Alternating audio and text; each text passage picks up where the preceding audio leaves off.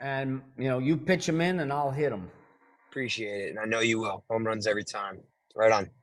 This is my third podcast, so I appreciate you coming on. It's literally about chopping shit and making sure that we keep rejuvenating each other through passion. So without further ado, welcome to my podcast. I am the host, the crazy trainer of the podcast. What drives you crazy? Crazy is a synonymous term with batshit passionate. And for me, when I see someone who is deemed as crazy, I'm immediately drawn into that person's passion. And I want to know what drives them, what got them there, where they're going with it, and what really does drive them crazy. So, everyone, we have our uncle, king, whatever, senior David Weck on our podcast today. And David is someone in the industry who has brought inventions, he's brought systems, information to the front lines of human optimization. And outside of that, David is an athlete, has been an athlete his whole life, has always been a high performer. There was a time that I got to see an awesome commercial of David Weck, and I found out he was an actor, he is a performer, and he is a scientist. And so I'm super humble and happy to have you here to just share your insights, share your story of what got you here, and just share your crazy with myself and everyone who's going to be listening to check this out. So thank you so much today for being here. And I'm just stoked to have you. Well, I'm just grateful. I'm grateful for this movement. I think one of the things that has materialized out of this, as you know, is rope flow. And rope flow is, I consider it sort of my goodwill gesture to the industry and to humanity, is sort of reducing it down to rotation and the understanding of mapping space mathematically, beginning with the cardinal directions and 4 corresponding patterns to those cardinal directions. And once you have that grid, now you can start to cut it into the next grid. So the fundamental double infinity for me, the BOSU logo, right? That Yep. is black. I saw that you shared it, what you shared yesterday. I loved it. Right. So and we have the infinite and the infinite. So the right and the left, and we have a corresponding motor sensory cortices that are orchestrating or conducting that until we reduce that down to the cerebellum, who is the leader of the band, because it has to happen faster than thought, because thought is slow. Yep. So It has to happen with feeling. Feeling runs thoughts. And for yes, me, when I saw you doing, I think so, at least. I think they're very intertwined and connected. If you feel something, you'll think a specific way. yes, and the only way to know it is to feel it, and that is true knowledge. So when I saw rope flow and what you were sharing, and I saw slush ropes and CJ sharing rope flow, before I understood the biomechanics of what's going on and the understanding of the benefits of my fibers, of what I could receive out of that, I went back to my foundations as someone with a degree in kinesiology and said, hey, those are different neural pathways. That's going to make me smarter. For everything else that comes with that, the cardinal lines, the athleticism, amazing. But I knew as soon as I saw patterns that were requiring right and left side connecting at the same time, I'm going to be smarter for learning this. And so I'm going to attack that. It's an optimization tool. And all of these patterns that continue to intertwine, right side, left side, spatial awareness. My right arm is here, my left foot should be here, this toe should be off, et cetera, is an opportunity for myself and every athlete and every person who is an athlete to get smarter, let alone all of the benefits of the healing that can come with that. yes. So when I saw you sharing rope flow, I was extremely drawn to you. And something I'm really excited to share with my crowd today and your crowd and just talk about is actually a piece of how I was exposed to you. When I first saw David Weck, when I saw you on Instagram, you were literally deemed as crazy. People were like, this guy is nuts. He's crazy. He's insane. Like, he's gone off the walls. And I immediately was like, this motherfucker is so passionate that it's completely being misread. We're not seeing that it's actually extreme love. And there is a hurt from whatever has happened in the past that is causing him to want to scream the truth to everybody. And so when I first saw you, I was actually immediately feeling more comfortable in the world because someone else is crazy. Someone else gives a shit. Someone else is willing to yell and be loud about it. Even though it might not have been, looking back at it, right, the most efficient approach, it got attention. It got eyes on you. It got me on you. And that has come with many other benefits and many other trickle effects since then, especially how you've, I believe, flipped that energy into full love, into recognition of, nah, I just love people. And like, this is, I can translate it differently than just through that. So when I first saw your page and I was like, man, this guy's just loud and excited and he's got something he really wants to share. I was extremely fascinated because I knew there was a lot of truth immediately and I didn't know what it was yet. And as I slowly got to watch your content and watch how you speak and learn a little bit about you, I was even more fascinated with what you had to say. And so before we get into David Weck, the inventor, David Weck, the athlete, the coach, the biomechanic, the science portion of all this, I really want to talk about kind of what led you into sports, sports performance. Where did your journey in athleticism start for you, David? It started with passion and love. And when I was younger, I was very precocious. So I succeeded very quickly and was able to, I think my coordination and tenacity, before I was exposed to the bigger pool where I was no longer the best, is where it started. So When was that? I mean, from birth, I think. You know, I was the first child in a family of four children, and my father had such an intensity and passion for his son to not live vicariously through me, but to provide every opportunity for me to be, you know, amazing. And, you know, so I think my worldview before precognition even was a mother who stayed at home and loved me, and a father who, when he got home, was doing everything for me. And so Wow. I think my view of the world was very positive and passionate and loving. So like Wow. when I had a younger brother 19 months later, I had no feelings of inadequacy that would cause me to bully him or pick on him. It was more just sharing the passion and the The love. love. So Wow. there wasn't this competitive sibling rivalry where like I could impose my will upon him, because that's just wasn't my register. And when I was 6 years old, I remember it, I lost a foot race to two other boys, and it didn't compute because now suddenly I wasn't the best. And that, you know, that became problematic for me.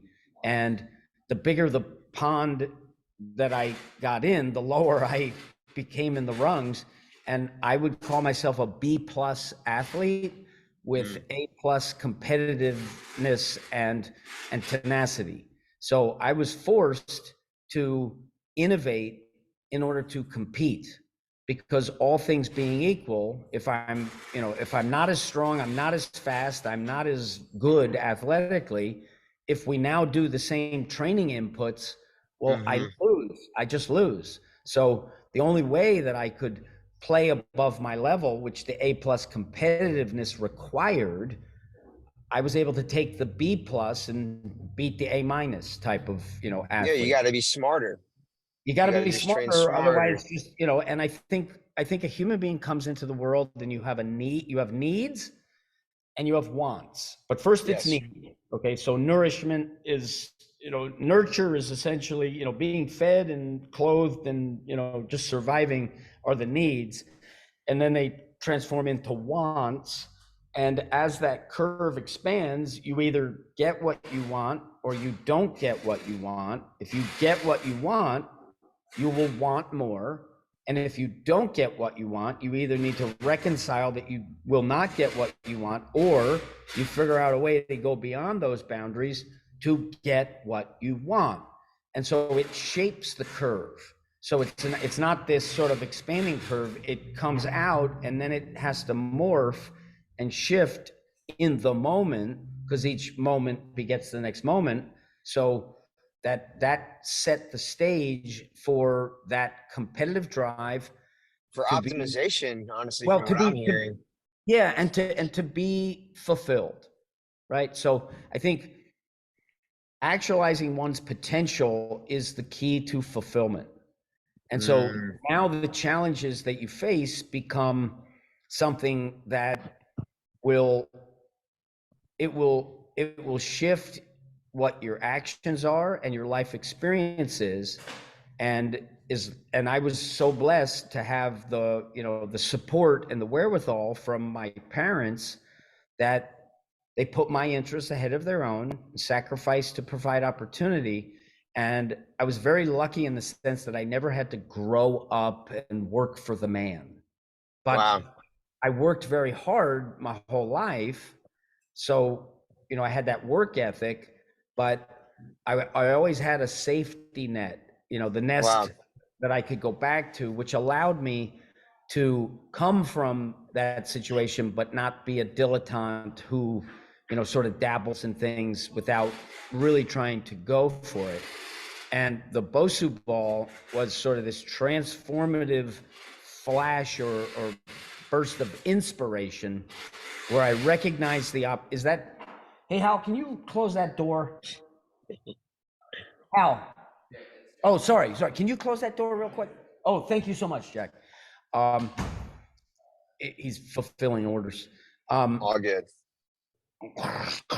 um, so that the Bosu ball created an opportunity for me to sort of maintain well, to transition to a full-time endeavor toward physical education. Yes. So And before we get into the Bozu Weck, I do want to ask you, because you were talking about running. You were like, yes, hey, like, I noticed this competitiveness, this need to improve technique, to look for things that I didn't have naturally, right? I don't jump higher, I don't run faster. So I need to understand the forces of gravity at bay here smarter in order to strategically keep up with people who are genetically at a different rate than I am, a different pace. yes. So running was something that was your first, like you said, 6 years old, you lost that foot race. Did you enter any sports outside of track and field in middle school, high school? Was being a athlete kind of something that you were doing your whole life? Was sports involved? Was there basketball, soccer? I'd like to hear a little bit about your athletic background growing up that kind of breeded this competitive need to be better. I would Yes. like to Well, hear a little bit about yeah. that. Yeah. I mean, the answer is absolutely yes. So, as soon as I think I was swimming, and that was one of the early activities, and then soccer and Which is great baseball. because you're already doing cross motor work, right? When you start swimming, you're Yeah. already learning about optimization of both sides, Well, yeah, and technically. and and you're doing this. So Yep. basically, as we relate to gravity in the vertical, you can now start defining axes. So you have the vertical polarity axis and you have the horizontal, and the shoulders represent this horizontal that can help suspend the vertical Yep. with greater tensegrity and contribution of the whole, as opposed to a bunch of parts that aren't interrelating as well as they could. And so the swimming, sort of naturally does that figure eight as expand, right? And from an Yep. evolutionary standpoint, the horizontal preceded the vertical. If you go back to sort of, okay, life started in the fluid medium where you don't have the burden of the gravity, and then as soon as you get out of the water, the side bending has to transform into three dimensions, so Yeah. that microcosm, macrocosm. And so I think So that from said, swimming, where did you get to next? What was your next, well, like, was I think it I was would like to hear basically, a little bit about your yeah, track if you was an athlete. yeah. So as an athlete, I just remember being on the swim team at 6 years old, kind of, well, I don't know, 8 years old, 7 years old, or whenever that sort of really took hold. And then it was like baseball and soccer. And I grew up on a street that was sort of it was not a heavily trafficked street, and it was relatively flat, and then it went up a hill and it sort of curved. So on the block there were like 30 kids from all the different houses on the block, and I was sort of pegged in the younger category. You know, most of the block was, I don't know, 8 years older or whatever it was. So, and what they did was they sort of took me under their wing. And so street hockey, skateboarding, riding a wagon down the hill, Wow. those type of activities were exhilarating. And it was, you do that until the street lights come on and you got to go back in, parents, okay, when it's dark, you got to come inside, kind of deal. And so it was So, always like my passion was to be playing, and baseball and soccer became sort of the organized sports that I entered in the little league, and then whatever the little soccer league. And my father didn't let me play football, so he didn't mm, let me play, or he was afraid of me getting hurt. my And mother football, too. I mean, football is a sport. It's not if, it's when you're going to get your bumps and bruises in football Yep. that tend to be, more severe than other sports. And it wasn't until high school where I, I needed to play football, and they recognized that. So it was like, okay, you're Wow. playing. And What position did you end up playing in high school? well, when you grow up in a town where everybody's played the Pop Warner or the little football leagues, you already have your quarterback and you already have your running backs and you already have your receivers. And I was relatively strong for my body weight, so I was strong. And so I played offensive guard in high school. So Interesting. yeah, I mean, I entered high school at 135 pounds. I left high school and I left high school at 185 pounds. And I was very strong relative to the kids around me from just a, pound for pound kind of equation. And where and, in my high school, if you were good, you went both ways. And so I played outside linebacker, weak side defensive end type of thing, um, on football for defense, and I played offensive guard on offense. And then when I went to college to play football, I moved to defensive back, where Where were my you playing college, David? I played at Williams College, and I was a defensive back. Gotcha. So you And played one of at the college level, which is to me a high performance athlete. It's yeah extreme most focus. Yeah, well, I mean, most kids who play high school football don't play college football. Now, I was playing Division 3 because there is no Division 4. Yeah, but Division 3 is still extreme discipline, extreme Well, what happens? focus, Yeah, extreme. what happens is when you get to the college level, essentially everybody was captain of their team and a contributor on their team, just because that's what it takes to go to the college level. And I took it as seriously as a professional athlete. And then what I was able to do was put myself into a situation where the quarterback on my high school team, who was a senior when I was a freshman, so I didn't interact with him in high school because I was on the freshman team, he was on the varsity team, and the freshmen were cordoned off so that no freshmen played with sophomore, junior, seniors. You had a freshman feeder system. But what happened was, when I was a senior, now going to college, knowing that I'm going to be a defensive back, I had the quarterback for the Pittsburgh Steelers practicing all summer long, so that Wow. I got to play receiver and learn how to be a receiver. And that was, okay, now I know what my opponent, the receiver, is trying to do to me. And so I had that understanding. And then I was able to take reps and reps and reps as a defensive back against people who were just physically superior to me, which allowed me to cultivate my own system to perform the best I could with people who I was outclassed with. That when I went to the Division 3 to compete, I had that advantage, that I had strategy, how to really, even if I ran a 4.6 40, but I could cover a 4.5 40. Understood. And you know what I mean? Just through the Well, technique and technique, systemizing, yes, 100%. So exactly. David, you started with, let's say, mainly swimming, which to me is usually like it's a one person sport, right? It's something just you, high focus, and then you get into this team atmosphere, this team mindset, and you take this team mindset and yourself, right? Both mindsets to the collegiate level. Where did you go post college with this mindset, right? Because you have this mindset that's, I'm extremely competitive for myself. Efficiency is huge. And now I'm a part of a team. And I imagine you shared a very similar energy that you do now, which is, I want us to win.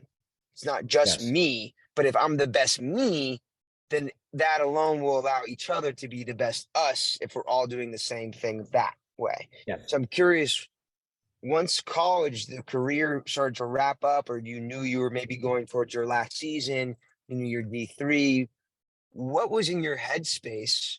What was next for you when you were like, you know what?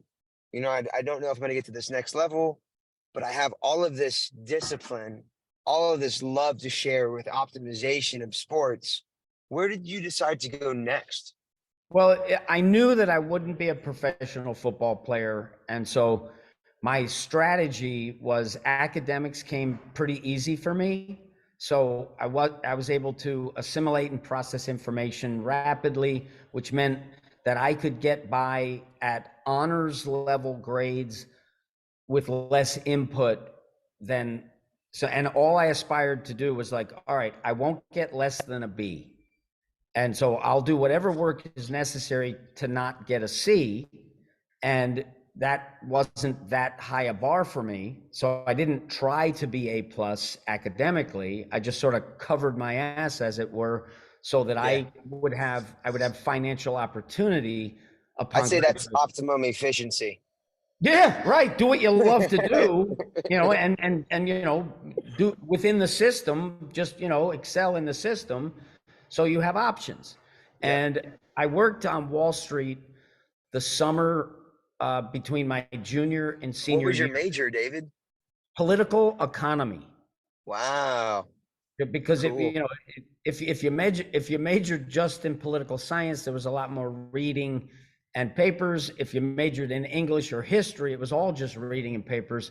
So the economics part of it allowed me to use my mathematical intelligence to do far less work than if I had to actually read and write everything. I was able to do math as half the battle. And because if you can move fast, math is faster with Yeah. less study. So that was um, that was my strategy, and I worked on Wall Street thinking, okay, well, because for me it was just what comes after freshman year is sophomore year, so I don't need to think, I don't need to plan. It's already preordained. Yep. But now when I got to senior year, There's no more okay, life syllabus. well, I mean, my options were upon graduation from Williams College, I had the option to go make a lot of money down in the financial world. I could have played professional football over in Europe, Hmm. where you don't make much money. You're coaching lane, and my fellow defensive back, who we were sort of the heart of the secondary when I was a senior, it was me and this other senior. He went and played professional football in France, and I just was like, I decided not to do that. And then I considered coaching football because the X's and O's were really a passion of mine. And I did not go that route because to ascend the ladder in the coaching world means that you are a nomad who goes where the job is. So I didn't want the lack of control over my geographical location. I didn't want to have to be, oh, I live in Pennsylvania. Oh, I live in Minnesota. Oh, I live in Texas, wherever the job goes. So, and I had a friend who was in the movie Clerks, which was this I've seen it. phenomenon. Yeah, he was Olaf the Russian rocker in That's that awesome. original Clerk.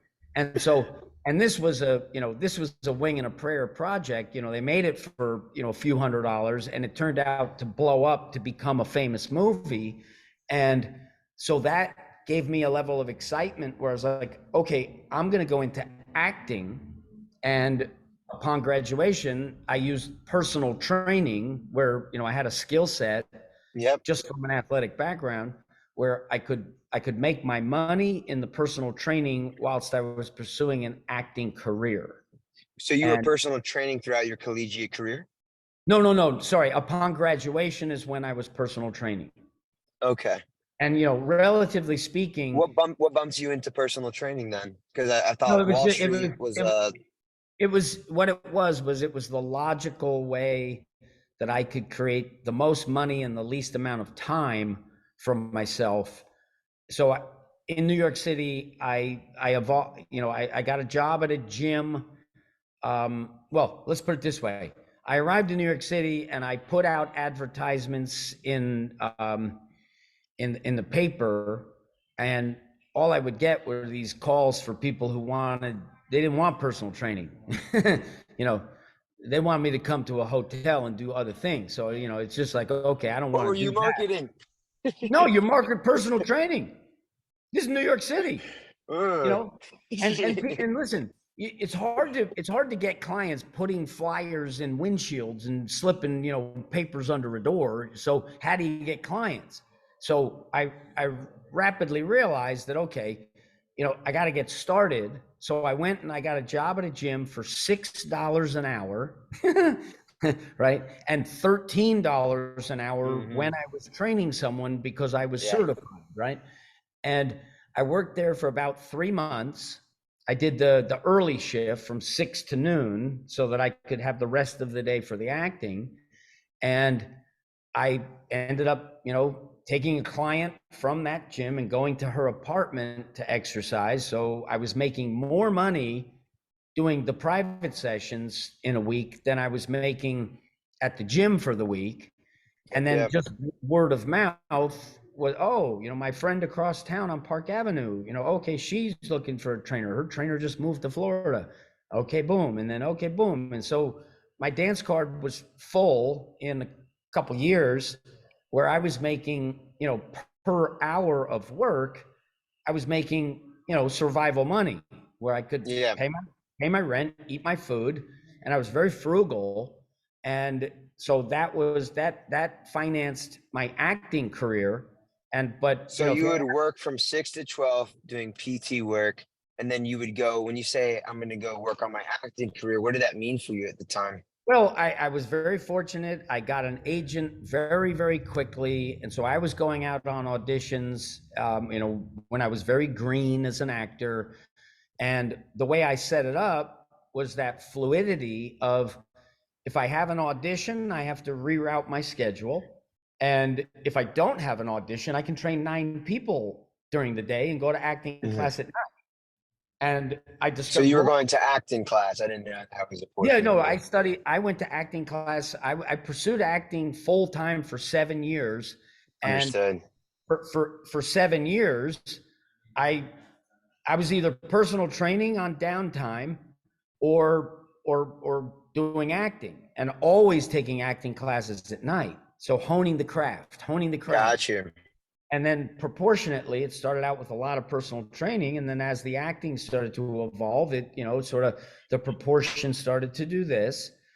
But I always kept the personal training. And as the acting requirements in terms of time, oh, you got an independent film, you got to go to Atlanta for 6 weeks.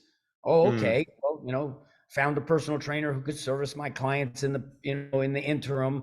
And then I come back and then, hand it back and I'm training my Wow. clients. So it was sort of that um, entrepreneurial fire that allowed me to really focus on the acting as the priority, but work in the downtime without having to be a waiter. And you know what I mean? So that was just my path. No, it makes the most sense. David, why were you like, yeah, I want to act? Like, what kind of pushed you into, I want to go acting today? Because again, Yeah. I come back from like, I like learning about where you're from. You went from a sport that was single person to a team sport. Then you have this giant team mindset. You go to Wall Street to optimize your own, right? Your own time, your own dollar. Then you end up doing personal training. And then, I'm going to do acting. where was that shift? Like, I'm gonna go act today. Like that's what I want to start pursuing is this. What brought Yeah. you there? And for me, like again, as an athlete, I look back at how efficient I've become the last few years when I talk about performance training. To do performance training to me is to sit in a peak state. To sit in a peak state is to sit in a flow state. How was that translation for you going from D3 athletics, Wall Street, which is still a high performance, I'm sure, activity and environment, and then into training, which, as you know, you got to be a great listener, you got to be attentive, you got to be on. And then now we're acting, which is, I imagine, another level of on. So, what kind of pushed you into acting? I think it was really almost self psychology. You know, I had a lot of irreconciled issues, I guess, and sort of acting and the method acting. You know, you really have to mind your own emotions and your own feelings to sort of that's your departure point. And so So, it was really, compartmentalizing as a skill set. yeah, and I think, you know, you're really going deep inside to a level that I had never done before.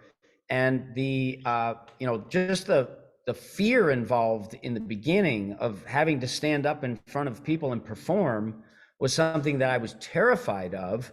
And so just it's through repetition, repetition, repetition, you know, error correction along the way to the point where I got very comfortable. And I remember, like, in my acting career, what happened was between the commercial auditions versus the dramatic auditions, the commercial auditions are like the numbers are, you know, you'd have 4 commercial auditions in one day. You'd have 6 commercial auditions in one day. So I was able to aggregate a lot of repetitions into going into a room, being rejected, and okay, going into a room, being rejected. I mean, the Screen Actors Guild has like a, you know, a 98, 99% unemployment rate within the Mm-hmm. union. Right? There are very few who actually make money as an actor if they're in the union, right? So what it thickened me, and it was when I started to have that ambivalence of I'm not going to get the job anyway, so I am 100% relaxed. And now you have that element of danger and intrigue because I Mm-hmm. don't care. You know, I'm not here begging for a job. I'm here Well, that just, just makes you authentic, David. yeah, yeah. It, And what for it me, does is, I'm asking about the acting because when I got to watch you at Uber Zadi, in Cocoa Beach a couple of years ago, which is a high performance facility. You know, they brought in a bunch of incredible people in the industry, including yourself, to speak. You know, just to be transparent, you were the only one who entertained me. You're the only one who was able to keep me engaged the whole time, regardless of science. To me, it was your ability to control the crowd, to keep them interested, keep the tones, how you knew would maximize the moments for the collective. And so I'm asking about that acting background because seeing you speak and how authentically you are and your ability to capture a room authentically is to me something that is limitless with your abilities to inspire and influence a room. And I say inspire and influence, not manipulate the room to go into the collective end result that you're seeing that yes, it's beneficial for you, but it's mostly beneficial for us. So that's why I want to know. I'm curious about the acting side for you because yeah, to see you speak is a beautiful thing, is fun, it's exciting. And I want people to know about that because I don't think most speakers have a background like you who come from athletic sports, high performance mindset, then to go into something like acting, which also requires a flow state, but also a recognition of self, and then into your truths, you know, yeah, and to go into these truths authentically you is why I believe is why it's worked yeah. from Well, what I can tell. what I would say is that I overcame the fear of speaking publicly or speaking to others. So I'm not afraid and I'm not like nervous before going on. I'm not like rehearsing in my mind, like, okay, what am I going to say? So I love shooting from the hip. And the Bosu ball gave me the opportunity to explore 24/7.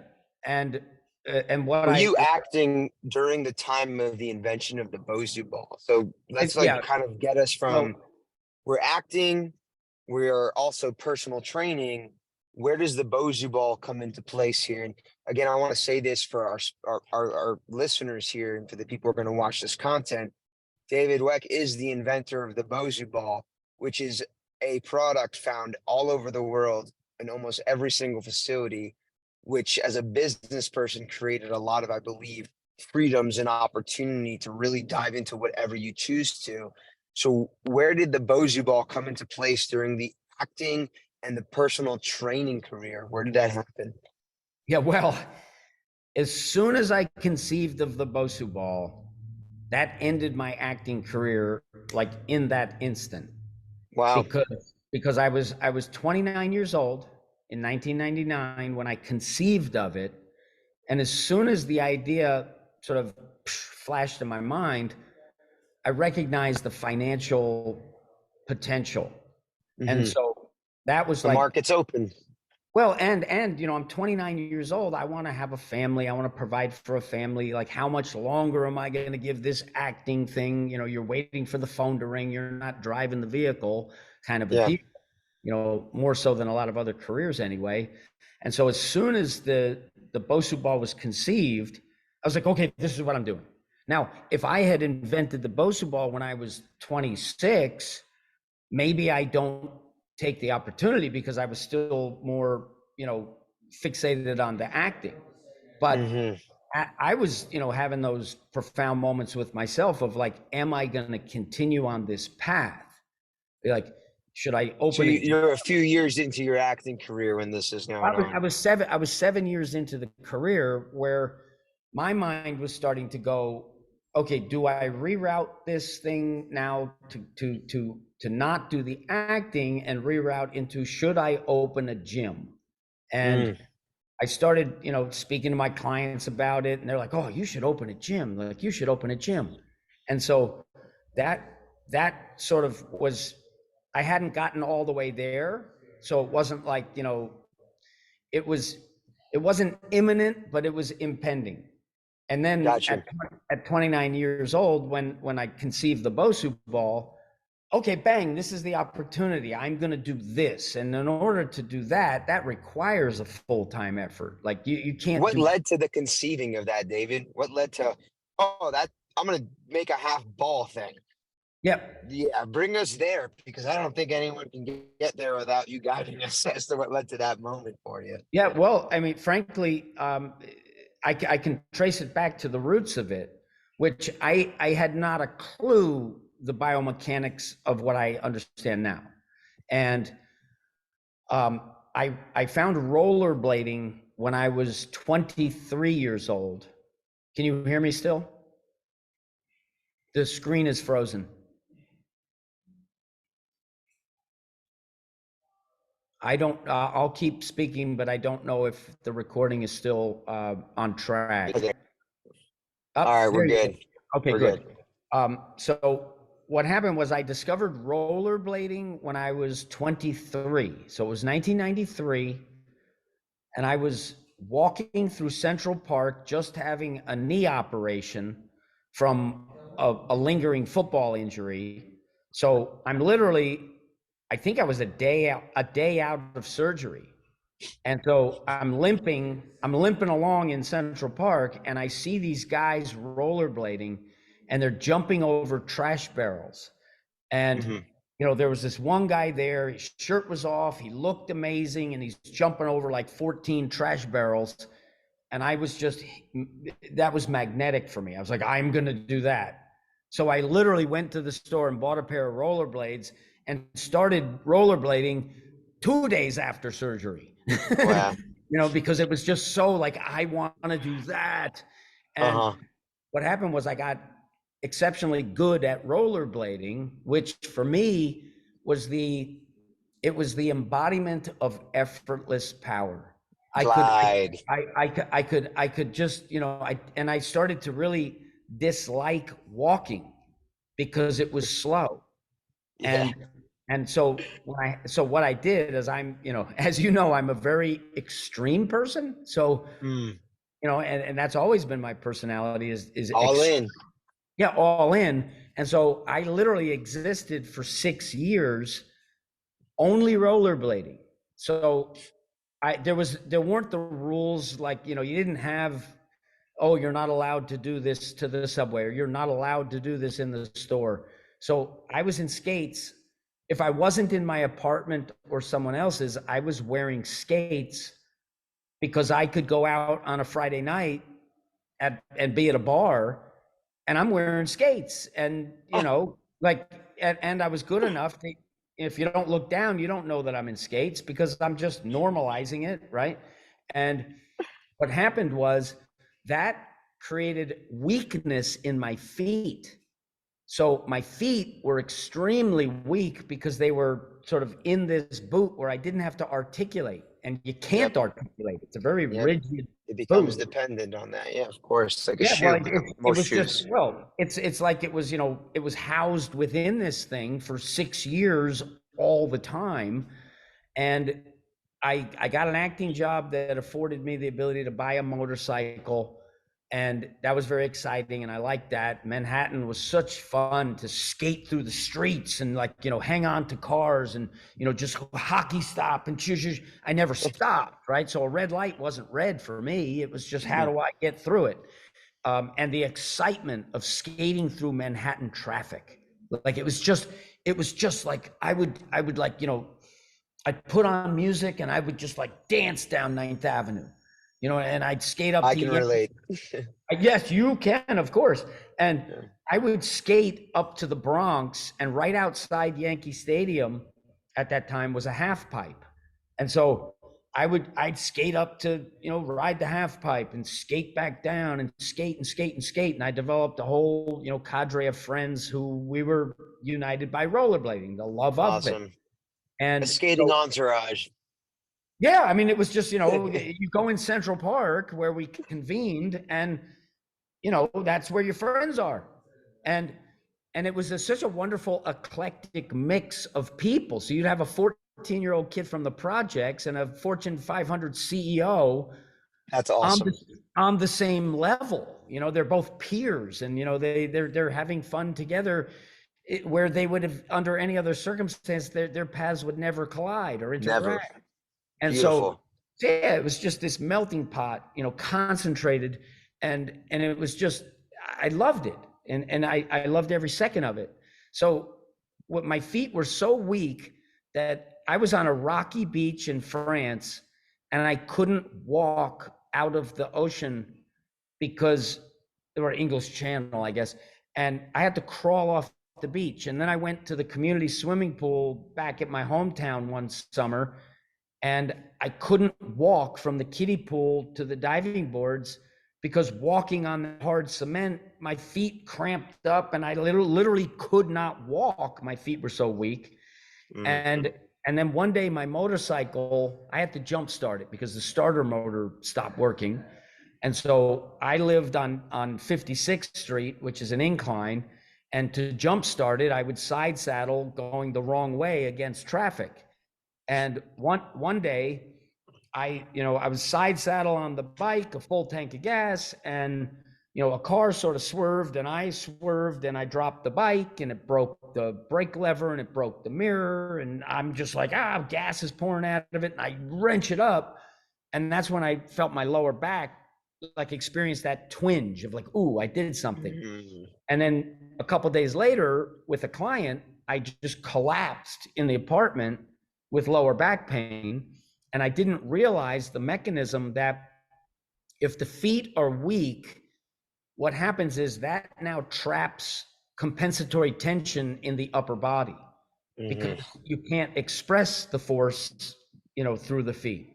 And Yeah, we go back to our earlier conversation, our roots, and the yeah, feet are roots. I didn't There's have going to be root. compensation elsewhere. I had root when I was on skates, and I Yes. didn't have root when I didn't have the skates.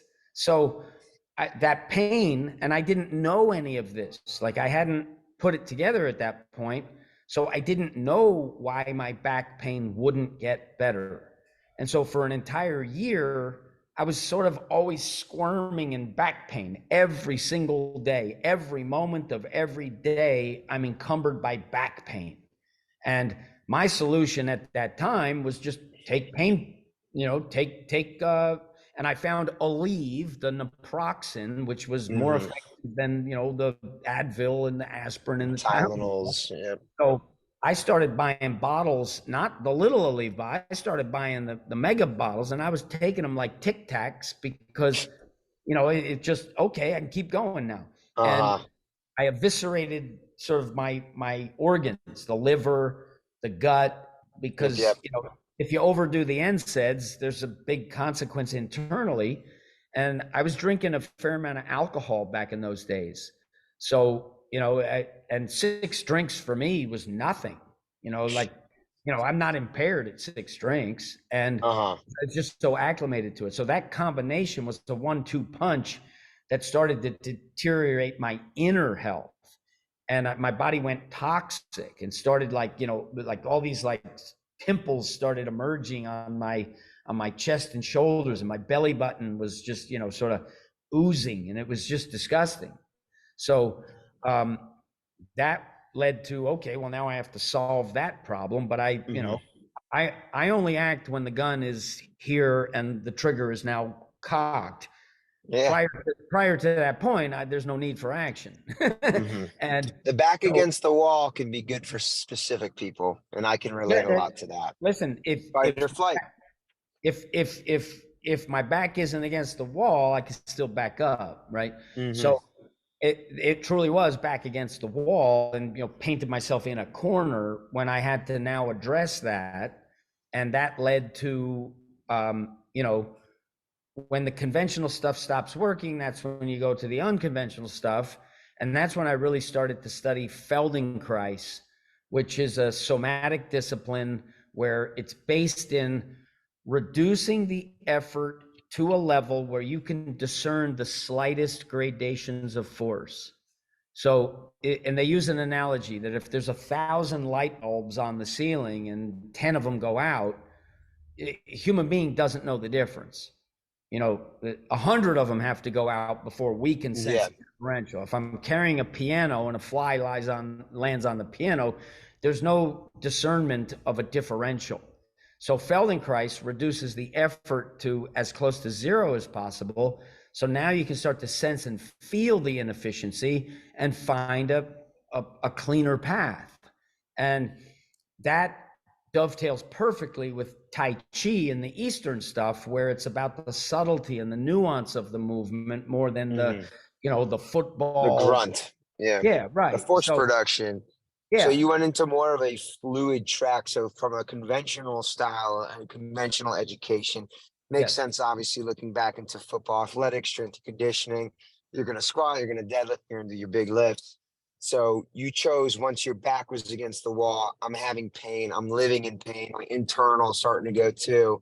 That's when you turned to what was it? The Fulton Oh, Feldenkrais. Feldenkrais, and so that led to more looking into unconventional movement, if you will, Eastern, you said. But for me, when I see that, I hear fluidity. You were starting to look for fluid movement. Yeah, moment to moment efficiency, without ignoring the efficiency and overpowering the inefficiency. So it brought me down to that sort of root level of sensation, and that's where you can affect change. And my strategy, I tell athletes, like, my objective is to get you to effortless power so we can add max effort. Mm-hmm.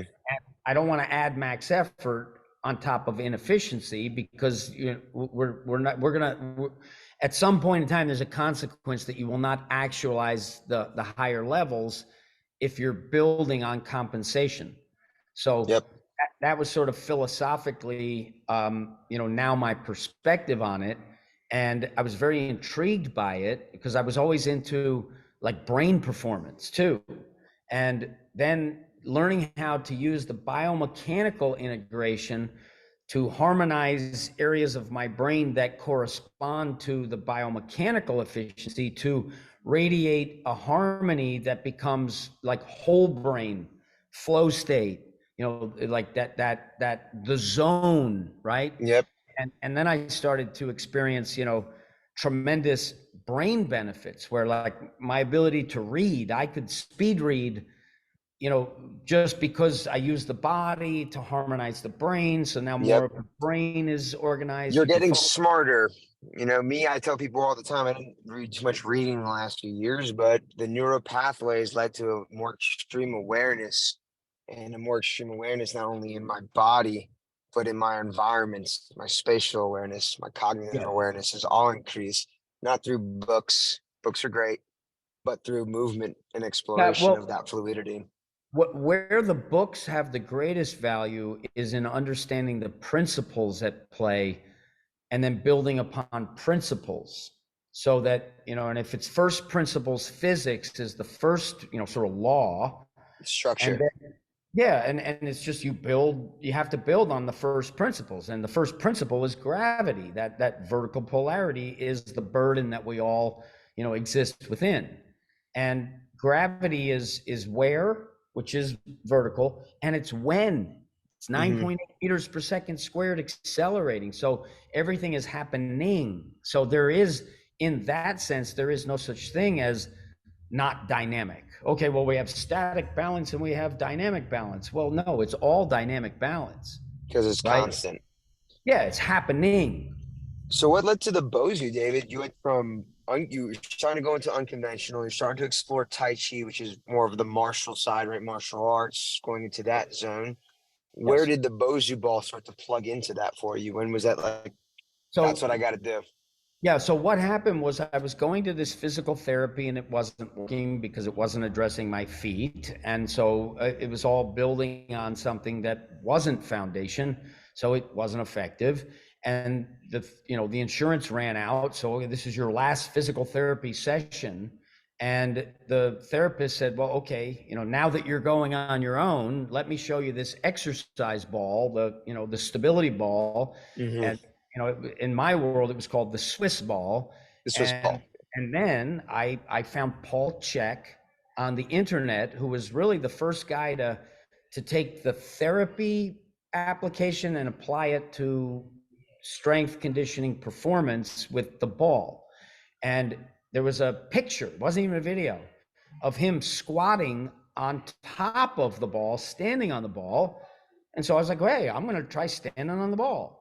And then once I started standing on the ball, that became sort of a passion of the balance and that writing and adjusting. And as just an unbeknownst consequence of that, I would do it barefoot most of the time. And now my feet were starting to articulate and have to adjust, and the nervous system getting that sort of reset and reset and Yeah, reset. yeah.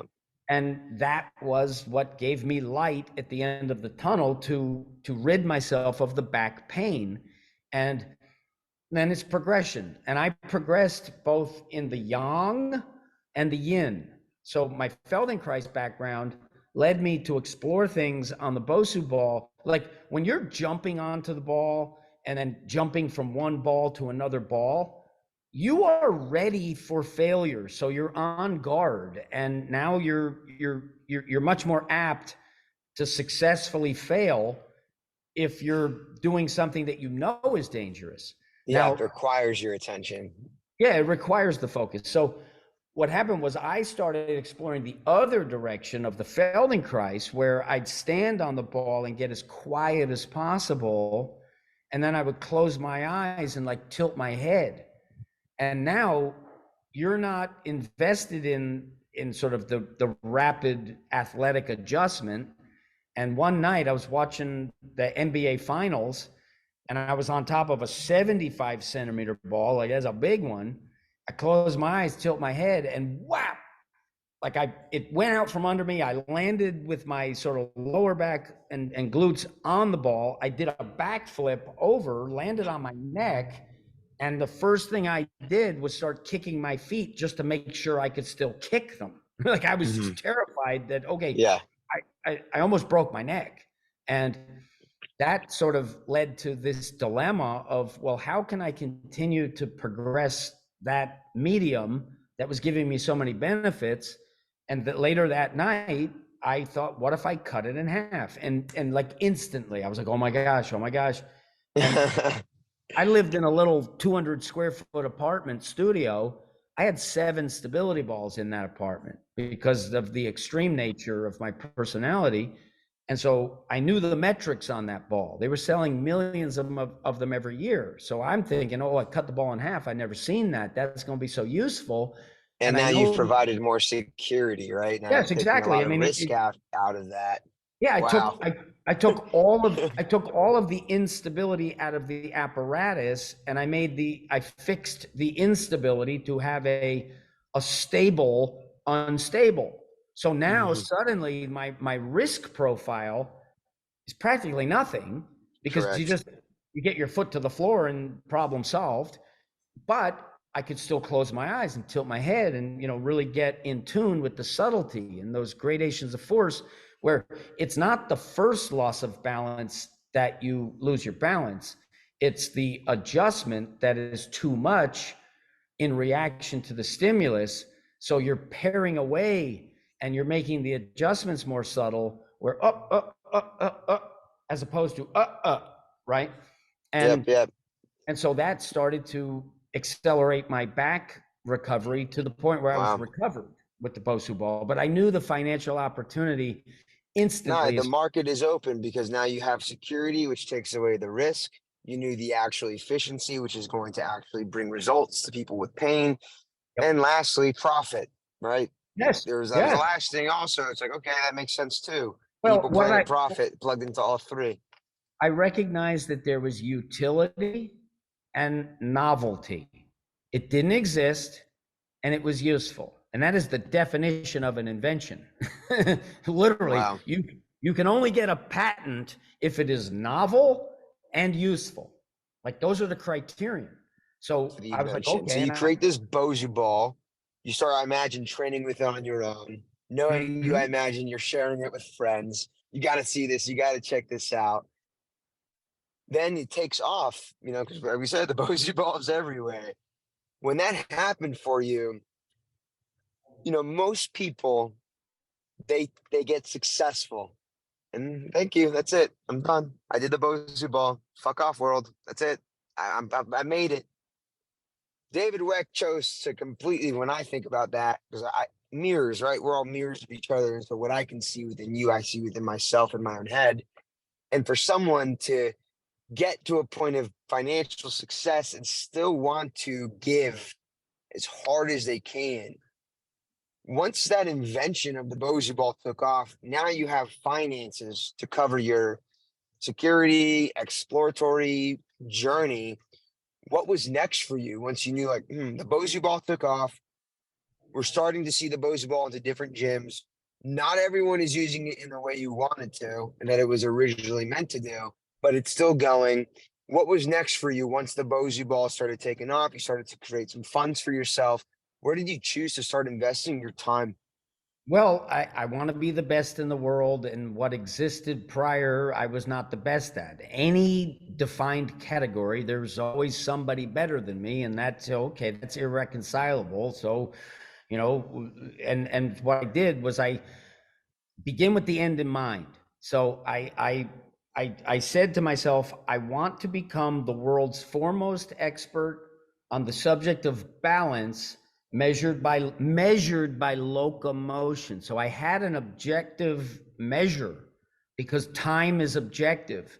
And so if you can cover distance from A to B, or A to B to C to A, or wherever you're going to go, you can measure that by time, and that can represent like maximizing the efficiency, because ultimately that's as high as you can go for your God-given gifts. And B plus athlete, I now had a lighthouse on the shore that ensured that I would make progress, because the second you're not on the path to faster, well, you know that you need to adjust. So I was able to tic-tac my way.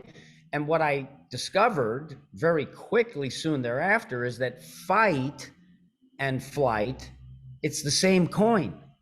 It's Yep. the same coin. So suddenly I had the desire to understand fight, so that a bigger, better man couldn't impose his will upon me. I mean, you go to jail and you got a cellmate. Who gets the bottom bunk? And Yep. are these orifices available or not? Like, Ah. you know what I mean? Like, set the circumstances and where do you want to be? Kitty hmm gotta have claws, So right? the sense of you, yeah, you wanted to have more control, in a Yeah, situation like what I that, let wanted to, alone just more control over your body and the yes, results of what could happen in any spatial awareness. yes. And so, Interesting. well, what happened then was I recognized that, okay, if I take a step, I began with the staff. Well, actually, no, I didn't begin with it. I began with the product that I invented called the Quick Hands Bola, which was an elastic cord with two soft balls at either end. Uh-huh. And it was a reaction trainer. We clocked it at more than 110 miles an hour of snap it out, catch it. And but it's still an internal feedback because one hand is manipulating the apparatus and the other hand is, catching the apparatus. So Tracking. you have this unique capacity to have that extra, to the extent that you're inefficient and not perfectly coordinated. Now you have the variability, but you still are developing the internal sensation too. And I got very good with this. And what I would do is I would like snap it out here and catch it here. So suddenly I'm not afraid of punches because, Got you. you know what I mean? Like it's coming 110 miles an hour and, You now can there's see it. You're able to track it. yeah. And then arcs where, you'd swing it and arc it. And then that led to the manipulation of this where, it's essentially a rope, but I was just on the middle. I started on the hard part in the middle of it as opposed to the ends of it. And then I Yep. graduated to the staff. So the stick and stick Yep. flow. I learned how to flow with the stick. And the stick, you tend to embody the qualities of the tool that you use. And so I hmm recognized with the stick, I could now like hit the stick and turn this thing into a stick that doesn't get hurt if it hits another stick. Yep. So in a martial encounter, if it doesn't hurt me and I can do damage to you, and if you do block it, well, now you don't want to block it again, like Yep. because I had so many reps with the stick. And then it was 2004. I was at a conference teaching in New York City, and I met Buddy Lee, who was also teaching there. And Buddy Lee is a master with the jump rope. And so as soon as I saw him performing with the jump rope, I noticed a lot of around the body combined with jumps. And that's how rope flow was born, because I just said, all right, well, Mm. I'm going to take the jump phase out because I don't care about that. And you're still gonna roll. Yeah. And then I learned how to roll. And Wow. and anybody who engages on what can I do with this apparatus, a rope, you'll find what I found. Like, you know what I mean? And it attenuates the path there. You can't not find what I find if you continue to do it. Yeah, as Right? long as you Yeah, I explore. mean, Yeah. you have You figure eights become that the don't. rope. You become fluid. Yeah, and you take on that quality of moment to moment hmm fluidity, moment to moment communication of the extremities, and the real estate in the brain related to the motor sensory control of a rope is giving you that harmonizing effect, the non-dominant capacity, and the ability to perform so many reps in a short unit of time without exhaustion. So Yep. you could be crippled in your legs and you still roll a rope, right? hmm So and you could have terrible knees that you can't jump a rope, but you can roll a rope. So Yeah, the feelings you get from that. I just want to reiterate this as a coach who's worked with so many people who aren't necessarily your D1 high performance athlete. Getting a 70-year-old or an 80-year-old to roll the rope in a way that breeds confidence again in their body is invaluable to that person's confidence in life. So I yes, just want to reiterate what rope flow has done for so many people who are just your standard population who just want to feel good. yes, And the rope has become a tool that has done that. yes, So your intentions have just led to so many benefits anyways. well, and what happened was when I sold the Bosu ball to the New York Knicks, it was still a prototype that I built by hand at that stage. hmm And they found it so useful that they reordered. And on the reorder, I was like, well, let me come to your training facility and we can, work together. I can see what you're doing with it and I can show you what I do with it. And we sort of form this collective intelligence of how to better use the apparatus. And he told me in that meeting, he's like, you need to meet my father. So I flew out to San Diego to meet Dean Brittenham. Greg was his son, Dean was the father. Mm-hmm. Dean had a high performance training center out here where he was really into the whole brain and the non-dominant side. And so he'd have his people learn how to juggle and do all these sort of integrative figure eight type things. And so for me, in that moment, Bosu, both sides up, this way, that way, turned into both sides utilized, which is a training philosophy, and it's essentially Taoism, wrapped up into both sides utilized, the Yep. polarities, right? The fast, the slow, the hard, the soft, the right, the left, the up, the down. And that's when I sort of constructed my model of the center.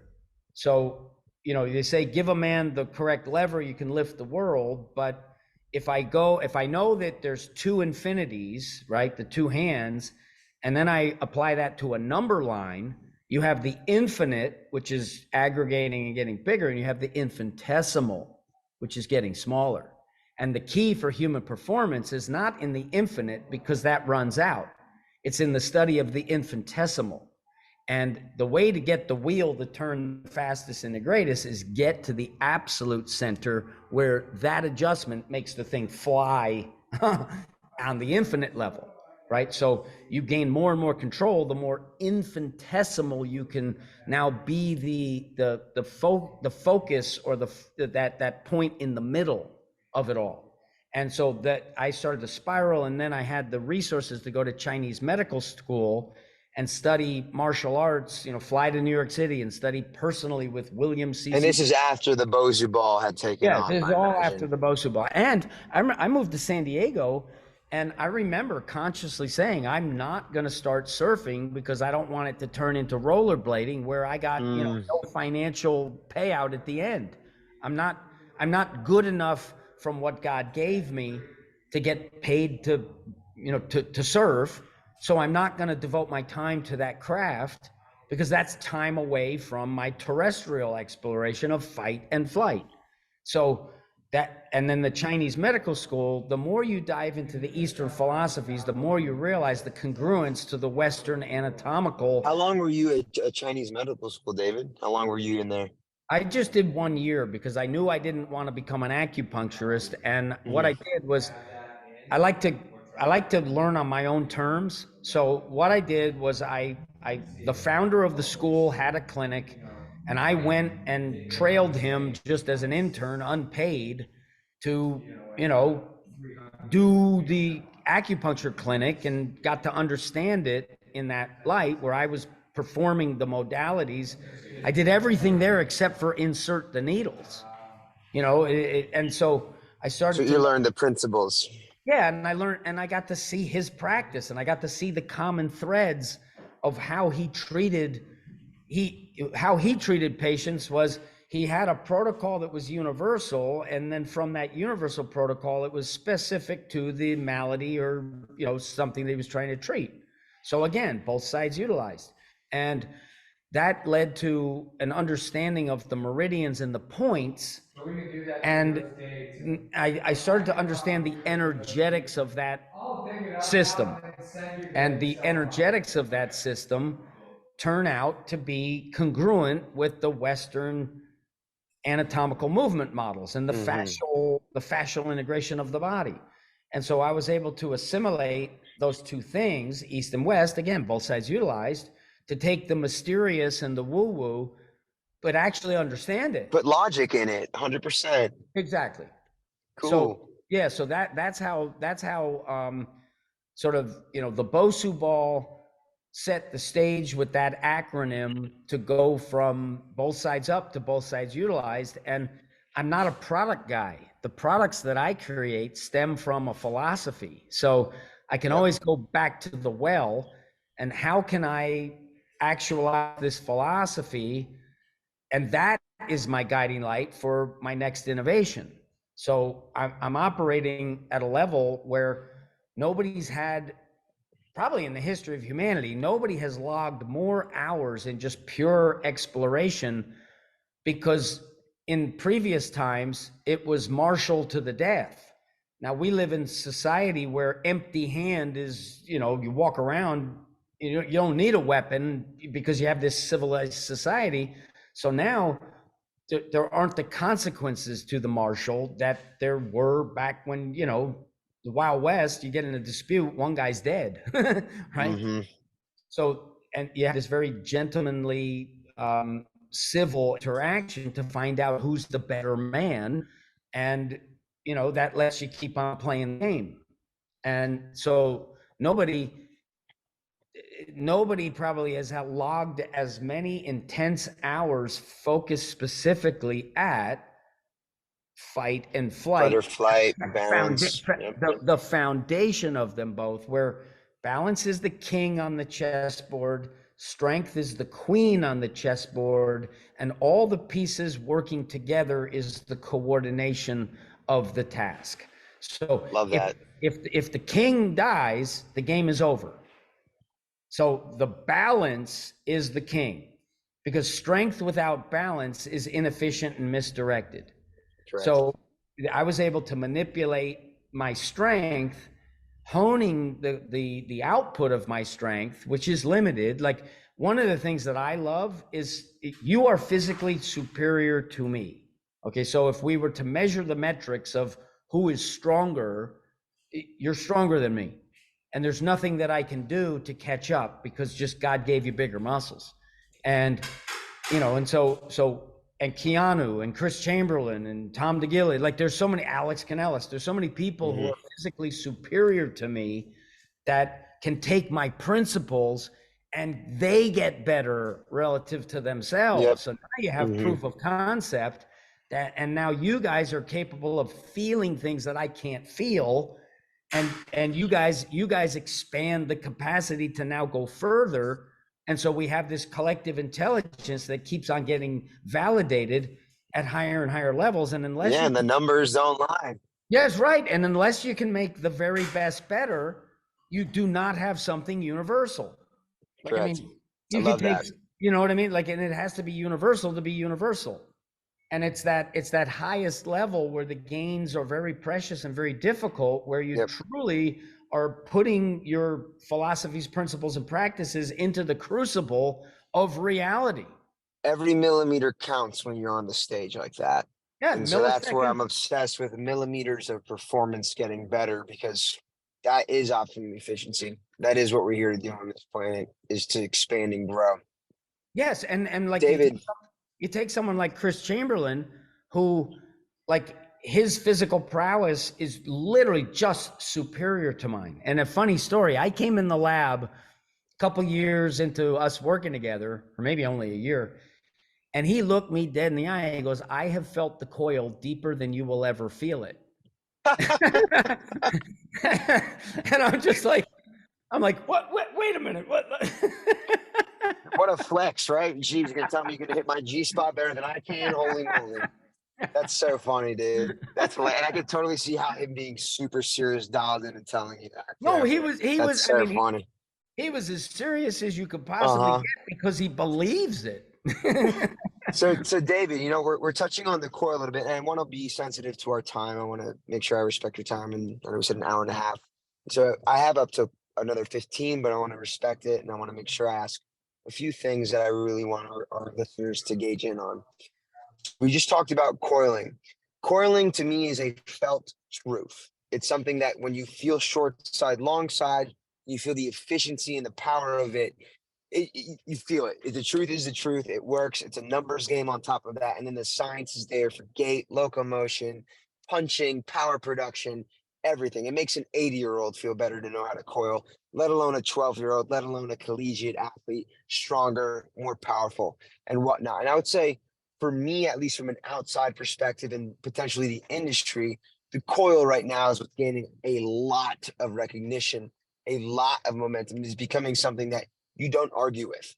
If I'm producing more force than you, what other argument is there right now? Let alone on the logical side of what's going on alongside short side throughout the body. So the coil is just in my own head becoming a bit more mainstream. That tipping point, we're seeing it go into collegiate athlete levels, professional levels. Gen Pop's using it. We're at on it right now. I'm now contract down on it, and we're definitely making sure we're implementing the coil and everything. In the next month, we'll definitely be seeing that. For you, what has that signaled for you? You know, has that been kind of a piece for you that's like, man, this is the tipping point now that performance is being measured through this specific technique and it's being shared and spread?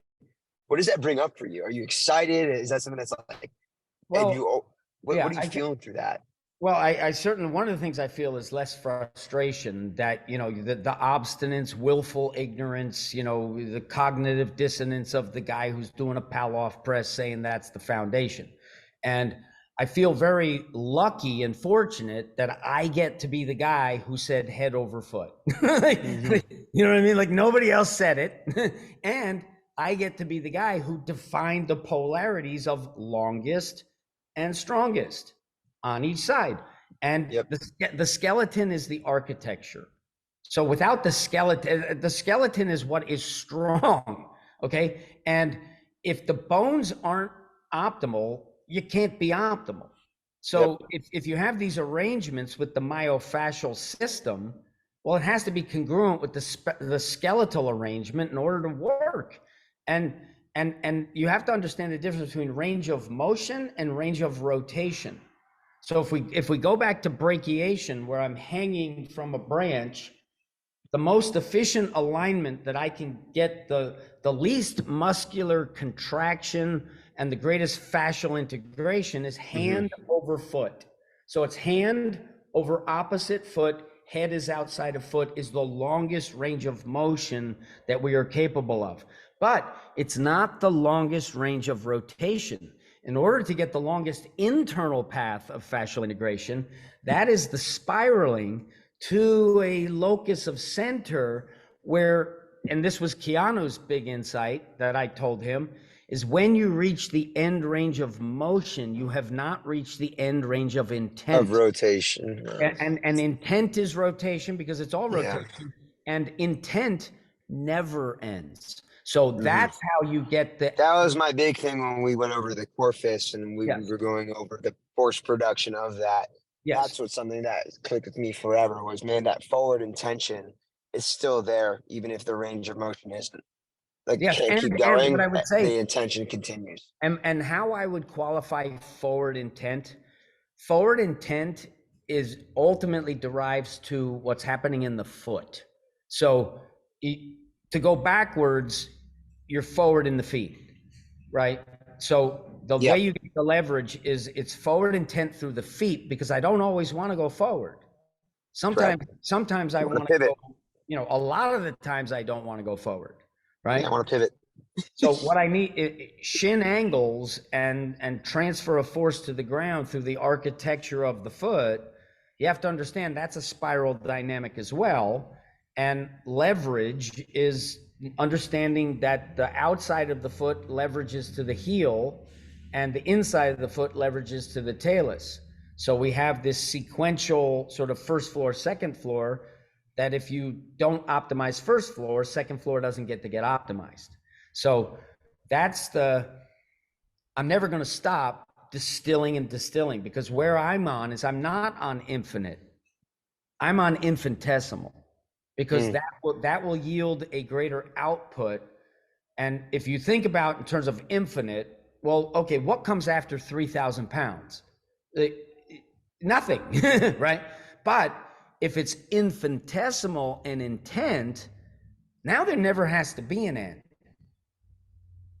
And now you're getting the distal, the more proximal concentration, distillation into the infinitesimal, the more subtlety and control I have to funnel the force proximal and distal. And That's what I was really getting at. I was like, just more force production is kind of what yes, popped in my exactly. head. More force production will ultimately come down to the infinitesimal. It's the infinitesimal intent that will ultimately yield the greatest outward force production. That sounds like it escapes biomechanics, the principles of that. I feel like that's the principle of everything. Yeah, I mean, it really is. It really is. Is the ability to focus and concentrate and distill is how you get the greatest radiation back out. So it's like this nuclear, like come in, whap, come out. Contract, expand, contract, expand. Yes, So exactly. David, right now, the Bozu ball is starting to become something that is even more seriously taken based off the last few years of exposure with your truth speaking, your truth seeking.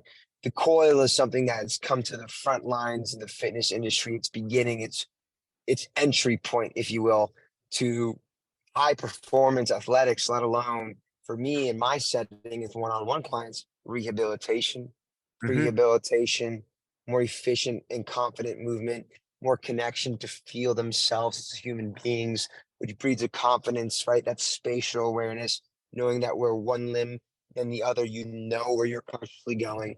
To me, breeds 3D awareness and 3D confidence outside of just the body. You're inventing inventions. We're having pulsars coming out. We're having the pads. I remember the pads coming out. There's so much going on. Lately I'm hearing about, an innovation group going on. Yes, yes, Would you mind telling me a little bit about what's going on with this innovation group? What are your goals with this? yeah. And maybe how I can even play a role into helping you with this. Yes, absolutely. Well, I mean, you are playing a role in helping with it, and you sharing your passion is a big part of it. What I've created now is I've created a version 2 propulsor where we have a spring load, and so we have the capacity now to take the invention, because I filed for patent on the spring before I had figured out the right ratio. It's very difficult to get it. Like, it's not like you just go to the store and buy any spring that you want. I mean, go to the hardware store and say, show me the spring section. They're going to show you the spring, and none of them are going to work, right? So it took me a long time to find the parts so that I could now engineer the parts to have a frame of reference of what kind of force relationship I have with the weight and the spring. And fortunately, the patent is so strong that that gives me the ability to, to not have Nike come and sweep it in and take it from me. So I get to build it from the ground up very organically. And Wow. so, and what I feel is, such as yourself and others in the community, we are a network of innovators all operating in this with that same frequency of we are aligning ourselves with truth, agnostic to the source. So it doesn't matter, it's all meritocracy, right? And you cannot teach this training without practicing this training. And what I'll see is, a lot of these, certifications, it's a bunch of people sitting in folding chairs looking at a PowerPoint the entire time. And it's like, well, okay, well, what did you actually learn? Mm-hmm. You didn't feel a damn thing. You learned about some study with 19 soccer players, and that somehow defines, the foundation of what everybody has to do. And it just leads to fundamental confusion because nobody's getting to vet it as the goddamn truth test of, of can I do it better so that I can teach it, right? Mm-hmm. So with this propulsor, I've created a propulse power vest. And so what it does is it provides a unique plyometric training stimulus that has never existed, where I put it on my body, right?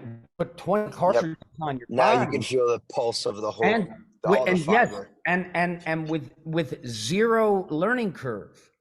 Like, whether you move well or Makes not, sense because getting you the jump point and you can already get the feedback just by jumping, as soon regardless as of you, how you jump. yes, and it's self-regulating. It doesn't matter how fast you're going. This will always, you can't outrun this.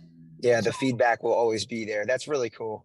yeah, I look forward to trying that one. yeah, and whoa, you're gonna love it. And what's gonna happen is this is how the sub 10, 100-meter guys are going to get better, because now we have a stimulus that creates more force and less time on the ground.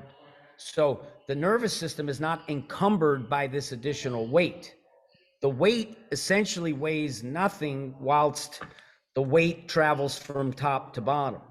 Hmm. And so now I get to load unencumbered because there's no inertia acting upon me, and it spikes just at the right moment to create that fascial recoil, the connective tissue recoil, and then the weight springs up that, boom, gets me off the ground. So now suddenly, not compromising my running mechanics, I'm only improving them whilst giving the tissues, the skeletal and myofascial system, a training effect and a stimulus that is physical to now model those tissues in response to this stimulus. And so now I have a game changer that anyone who wears it experiences, and they didn't have to learn a damn thing. Yeah, the technique, they don't need to get down. They can just be. Right. That's And so so, cool, dude. yeah, so that the logic that I have is I'm going to restrict it to an innovation group where there are no haters. Because if you hate me, you're not in the group. So, Mm. okay, now I can shift my focus from fighting haters, right? Yep. Irrational people who have a bigger audience than me. Uh-huh. The most frustrating thing in the world, right? Yep. Fosbury flop, better technique in high jump. It was denied for 8 years. Like, what? 4 years Yeah, after Fosbury. literally because the influence isn't there. Yeah, But exactly. yeah. The influencers at the time Well, got that's why the innovation group, I believe, for me, my role of what you're saying, just sharing the truth. That's why it's going to continue to work and expand. It's well, just the truth. and It's yes, and basically my master plan is to become a fundamental, essential, foundational component to exercise, sports performance, yep. rehabilitation. Weck method will have a role in that because advantage equals necessity in sports. So there's nothing anybody can do to change the flood of truth that's rising, that's going to float Mm-hmm. all boats higher. And Yep. then next is footwear and apparel, applying my understanding to those mediums. And then Cool. after that, it's surfaces. It is applying the axiom, what if dot dot dot to anything three-dimensional that a human being interacts with. What if we can make it better? And Phil Knight, Nike, he transformed the paradigm of running by cushioning inefficiency to make it more comfortable in the short Mm-hmm. term, whilst reinforcing poor biomechanics where everybody's back still hurts. And Yep. he's the shoe dog. Okay, billionaire. Well, I'm the big cat. Yep. No, 1,000%.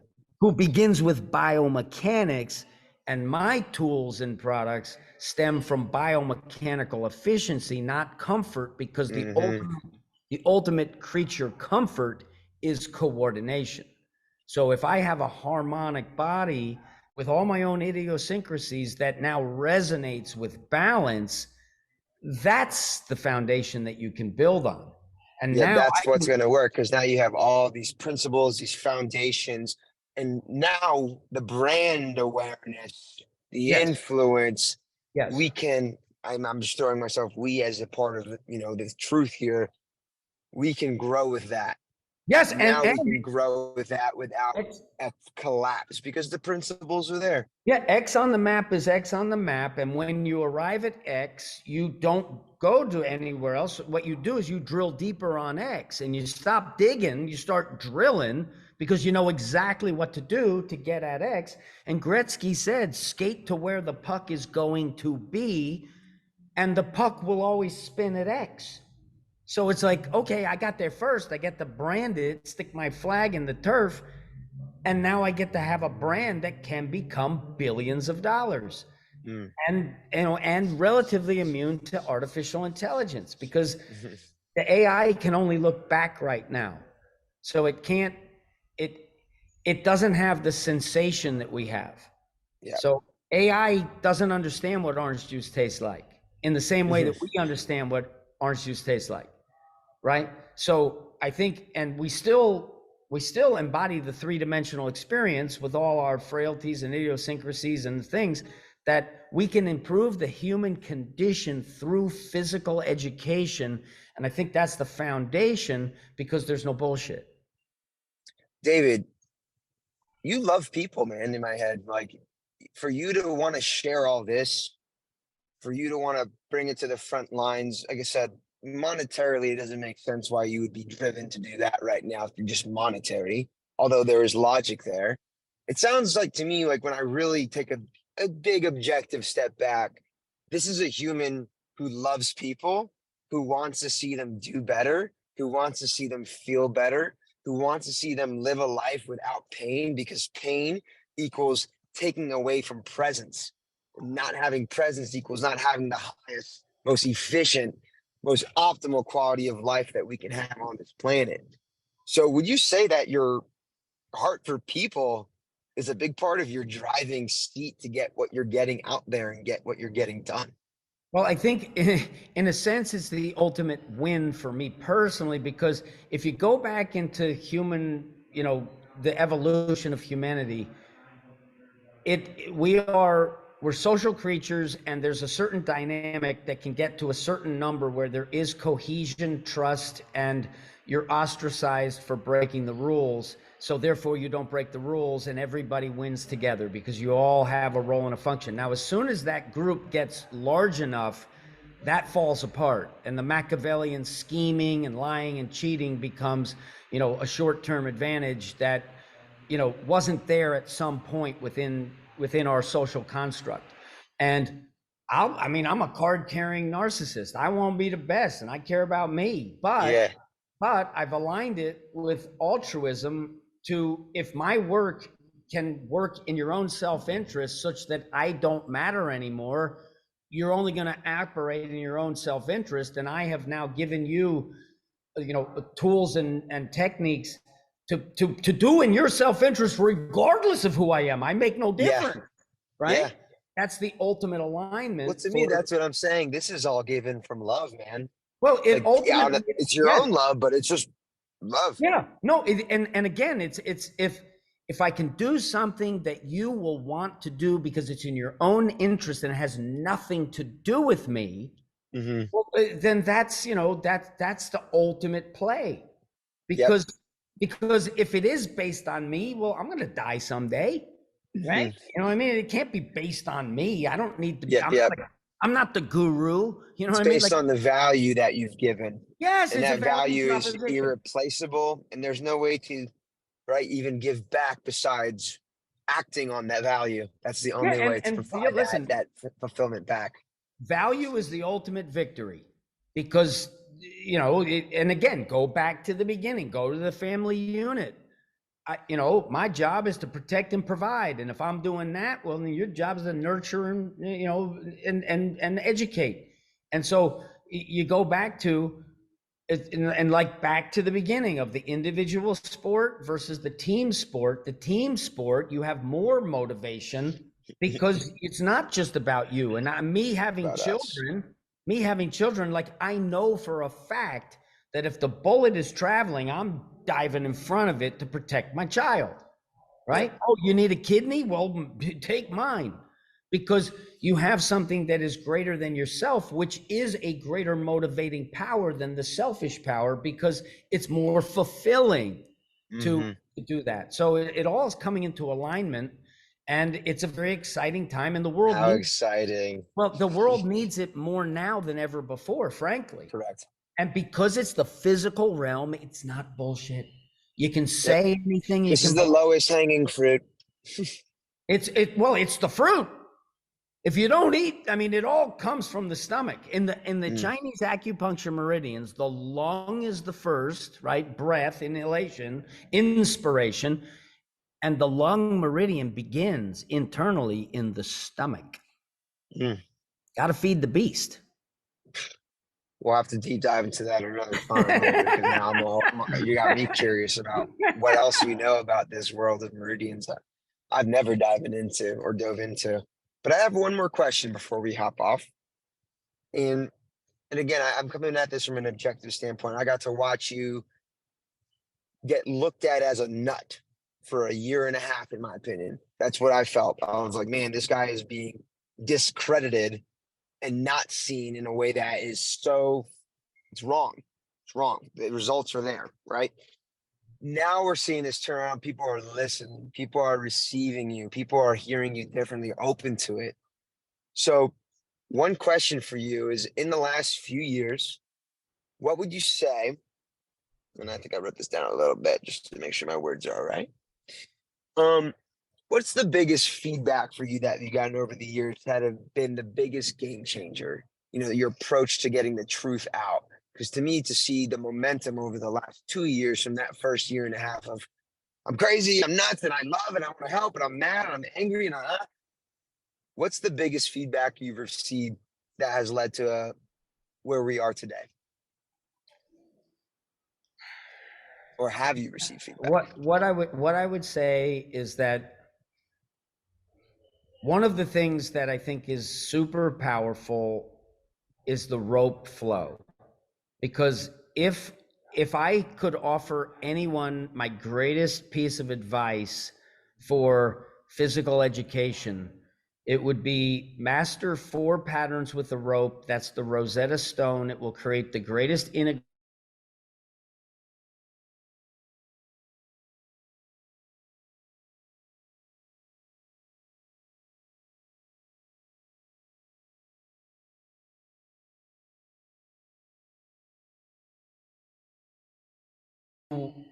It's a thing now and it's never going away.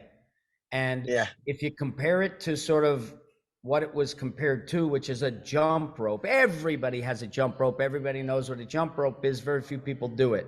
I think rope flow is something that is more appropriate for more people. And I would say that the athletic benefits are superior because with a jump yep, rope, it's a syncopated pattern where the hands go down, the feet come up, which is valuable, and jump rope is great. It's an amazing of exercise. So course.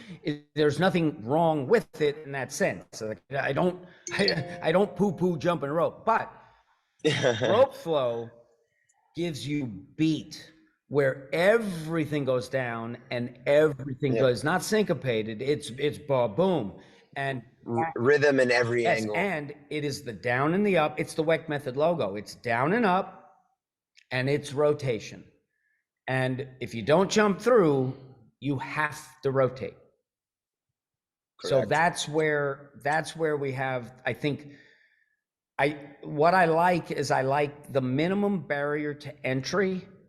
And one of our coaches has like a foster child in Guam, and he told me that she was teaching other kids in Guam the dragon roll with a piece of rope that they found on the playground. So there's no financial transaction there, right? Yeah, it's It's freedom. The rope is yes, freedom. extremely low barrier to entry so that everybody's invited is really how you create a global movement. And so that's where it is mission over money, but you do good things, the karmic return. Money comes, Yeah, energy exactly. comes back. Right. So, and then the money can just be funneled into more mission. So I'm a simple guy who doesn't I don't spend a lot of money.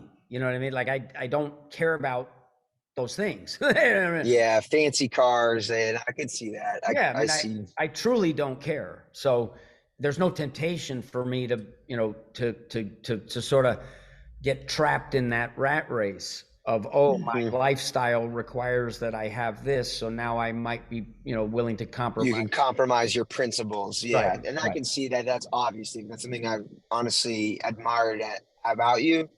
As soon as I found out who you were, and I was like, he could be a douche if he wanted to. He could literally disappear and not have anything to do with what's going on. He's chosen to give his time, his content, his brain, his spirit in every way he can right now to get out these principles. To me, it just can't be money driven like that. So Well, that's and why it's working. yeah, well, I think that's why it's working, and it's Tom Sawyer and Huckleberry Finn rolled into one. Like Tom Sawyer Yep. got everybody to paint the fence, and you guys are out there painting the fence, and Yep. I could get hit by a bus, and he's still going to be painting the We're fence. gonna keep painting the fence. You got it right. But at the root of it is the integrity of Huckleberry Finn to say, if this social construct means that I'm going to hell, I'm doing the right thing and I'm going to hell. You know Right what I on. mean? Like that's the sort of the counterbalance that I want to be right in the middle at, the Tao that can be spoken of is not the Tao. So don't speak, do. Oh, beautiful. David, I have to wrap up today's podcast with you and our conversation, but first off, thank you so much for your time. Thank you so much for what you do, your energy, your creativity, your ability to perform in the way you do it is so infectious. And I look forward to just continuing to be a part and facilitate and help out the movement of what you initiated. So again, thank you so much. I'd love for you to tell our listeners where they can find you, where would be most optimal to get resources and information from you. Yeah, well, weckmethod.com. We've just redone the website. Chris and I are putting together new programs. So, there's a lot of information, a lot of free information. You take a free ropes course at weckmethod.com. We want to get the movement out. But Instagram is at the David Weck, and Twitter is at the David Weck. So that's just me, unfiltered in the moment. But I've got We a like that. That's good. yeah. I mean, I operate that way. I'm a stir fry chef, man. You know what I mean? Like, I'm just gonna do it in a moment. I'm gonna It's adjust the flow, gas. baby. It's flow, and that's the way I thrive is flow. Obvious to me, David. Well, again, thank you so much for your time. I love you. I appreciate you and what you're doing and continue to do with what's happening.